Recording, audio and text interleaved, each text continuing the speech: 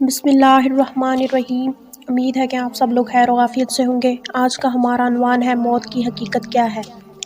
اہل علم کا ارشاد ہے کہ موت عدم محض اور فنا صرف کا اسم نہیں ہے۔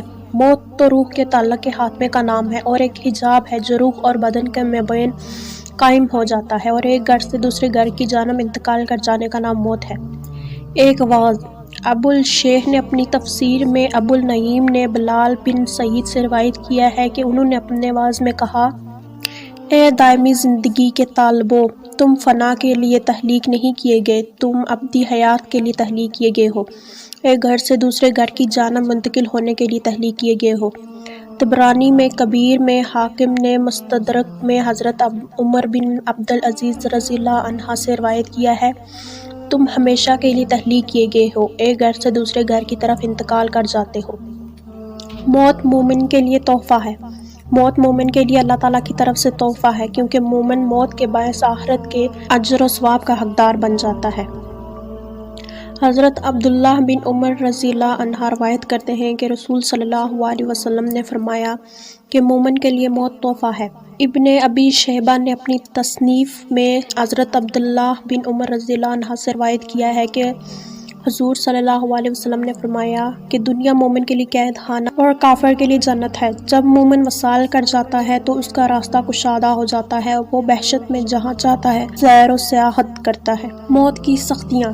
امام بخاری رحمۃ اللہ علیہ نے حضرت عائشہ رضی اللہ عنہا کی روایت نقل کی ہے۔ وہ فرماتے ہیں کہ رسول اللہ صلی اللہ علیہ وسلم نے فرمایا: اللہ کے سوا کوئی معبود حقیقی نہیں، بے شک موت کی بہت سختیاں ہیں۔ موت کے بعد جسم کی حالت۔ جندب بجلی رضی اللہ عنہ سے مروی ہے کہ موت کے بعد سب سے پہلے انسان کا پیٹ سڑ کر بدبودار ہوتا ہے۔ دہب بن عقبہ سے مروی ہے کہ اگر اللہ نے جسم مردہ کا سڑنا مقدر نہ کیا ہوتا تو لوگ مردہ کو گھر میں رکھ لیتے۔ زید بن ارقم رضی اللہ عنہ سے مرفوع روایت ہے کہ اللہ نے فرمایا: میں نے 3 باتیں مقدر کر دی ہیں۔ میں نے مردے پر کیڑوں کا مقرر کر دیا ہے، اگر یہ بات نہ ہوتی تو لوگ اپنے بادشاہوں کو سونے چاندی کی طرح خزانے میں رکھتے، اور جسم بے روح کا بگڑنا اور سڑنا بھی مقدر کر دیا ہے۔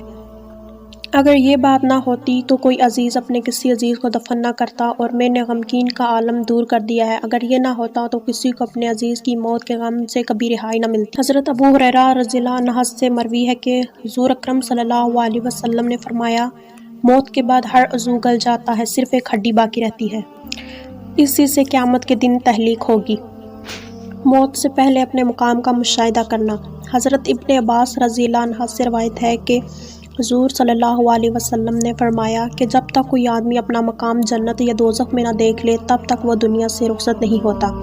پھر فرمایا کہ جب آدمی عالم نزع میں ہوتا ہے تو ملائکہ کی 2 صفیں کھڑی ہو جاتی ہیں، ان کے چہرے سورج کی طرف روشن ہوتے ہیں، تو وہ مردہ انہیں دیکھتا ہے اور کوئی نہیں دیکھ سکتا، اگرچہ تم یہی سمجھتے ہو کہ مردہ تمہاری جانب دیکھتا ہے۔ موت کے وقت مومن اور کافر فرشتوں کو دیکھتے ہیں۔ علامہ ابن جریر نے اپنی تفسیر میں حضرت عائشہ رضی اللہ عنہا سے روایت نقل کی ہے کہ حضور صلی اللہ علیہ وسلم کا ارشاد ہے کہ موت کے وقت مومن فرشتوں کو اپنی آنکھوں سے دیکھتا ہے۔ وہ فرشتے کہتے: اگر تمہاری خواہش دنیا میں رہنے کی ہے تو ہم تمہیں دنیا میں رہنے دیں۔ مومن کہتا ہے: نہیں نہیں، میں دنیا میں رہنا نہیں چاہتا، مجھے تو خدا کے ہاں لے چلو۔ اور کافر سے جب یہی بات کہی جاتی ہے تو وہ خواہش کرتا ہے کہ اگر دنیا میں واپس چلا جاؤں تو نیک عمل کروں۔ مرتے وقت آدمی کی زبان کیوں بند ہو جاتی ہے؟ روایت ہے کہ مرتے وقت فرشتوں کو دیکھ کر آدمی کی زبان بند ہو جاتی ہے تو 4 فرشتے اس کے پاس آتے ہیں اور سلام کرتے ہیں۔ پہلا فرشتہ سلام کرنے کے بعد کہتا ہے: اے اللہ کے بندے، میں تیرے رزق پر موکل تھا، میں تمام زمین پر تلاش کر آیا ہوں، مجھے تیرے رزق کا لقمہ کہیں زمین پر نظر نہیں آیا۔ اس کے بعد دوسرا فرشتہ سلام کے بعد کہتا ہے: میں تیرے پانی پر موکل تھا، میں تمام زمین پر تلاش کر آیا مگر تیرے نصیب کا ایک قطرہ پانی مجھے نہیں ملا۔ تیسرا فرشتہ کہتا ہے کہ میں تیری سانس پر موکل تھا مگر اب زمین پر کہیں بھی ایک سانس نظر نہیں آیا۔ پھر چوتھا فرشتہ کہتا ہے: میں تیری عمر پر موکل تھا، اب زمین پر تیری عمر کا کوئی حصہ موجود نہیں۔ اس کے بعد نامہ اعمال اس کو دکھاتے ہیں، اس وقت میت کی آنکھوں سے آنسو جاری ہو جاتے ہیں، وہ دائیں بائیں دیکھتا ہے اور نامہ اعمال پڑھنے سے ڈرتا ہے۔ اس کے بعد ملک الموت اس کی روح قبض کر لیتے ہیں۔